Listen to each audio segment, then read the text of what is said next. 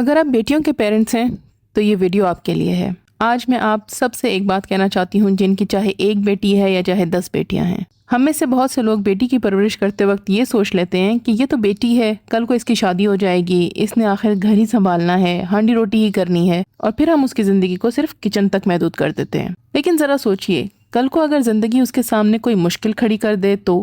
اگر اسے اکیلے فیصلے کرنے پڑ جائیں، پھر اگر اسے اپنی حفاظت خود کرنی پڑ جائے تو کیا ہوگا؟ کیا ہم نے اس کو اتنا مضبوط بنایا ہے کہ وہ ہر طوفان کا مقابلہ کر سکے، یا ہم نے اسے اتنا نازک بنا دیا ہے کہ ہر مشکل پر وہ گھبرا جائے، ڈر جائے یا ٹوٹ جائے؟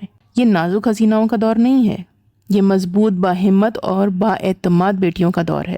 اپنی بیٹیوں کو صرف کھانا پکانا مت سکھائیں، انہیں زندگی جینا سکھائیں، انہیں سیلف ڈیفینس سکھائیں، تائیکوانڈو سکھائیں، سوئمنگ سکھائیں، سائیکل چلانا سکھائیں، اپنے پیسے سنبھالنا سکھائیں، مشکل حالات میں فیصلے کرنا سکھائیں۔ انہیں یہ احساس دلائیں کہ وہ کسی پر بوجھ نہیں ہیں، بلکہ اپنی پہچان خود بنا سکتی ہیں۔ اگر اس کے لیے آپ کو ایک وقت کی روٹی کم کرنی پڑ جائے یا کچھ خواہشات کو قربان کرنا پڑ جائے تو کر لیجئے، کیونکہ آپ ان پر خرچ نہیں کر رہے، آپ ان کے مستقبل میں سرمایہ کاری کر رہے ہیں۔ ایسی تربیت کیجئے کہ آپ کی بیٹی اکیلی بھی کھڑی ہو تو 10 شیروں کے برابر ہمت رکھتی ہو۔ ایسی بیٹیاں تیار کیجئے جو صرف اپنے لیے نہیں بلکہ پورے معاشرے کے لیے ایک مثال بن سکیں۔ یاد رکھیے گا، مضبوط بیٹیاں قسمت سے نہیں بنتی، مضبوط تربیت سے بنتی ہیں۔ اپنی بیٹیوں کو اتنا مضبوط بنا دیجئے کہ انہیں کسی سہارے کی ضرورت نہ رہے۔ اپنی بیٹیوں کو سکھائیں، ظلم سہنا، ظلم برداشت کرنا انسانیت نہیں بلکہ ڈرپوک ہونے کی نشانی ہے۔ اگر کوئی ایک پتھر تمہیں مارے تو آگے سے ڈرنا مت، اس کا سر پھاڑ کر آنا۔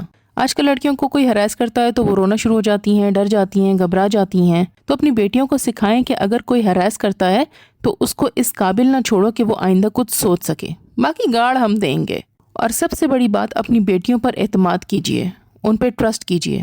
باہر کے لوگ نہ آپ کے گھر میں راشن آ کے ڈالیں گے، نہ ہی مشکل وقت میں وہ آپ کے کام آئیں گے۔ کام صرف آپ کی اولاد آئے گی۔ تو سب سے زیادہ ٹرسٹ آپ کو اپنی اولاد پہ ہونا چاہیے، نہ کہ 4 لوگوں پہ۔ اپنی بیٹیوں کو بتائیں کہ اپنی حفاظت کرنا، اپنے لیے آواز اٹھانا اور اپنے حق کے لیے کھڑا ہونا ان کا بنیادی حق ہے، اور یہ حق ان سے کوئی نہیں چھین سکتا۔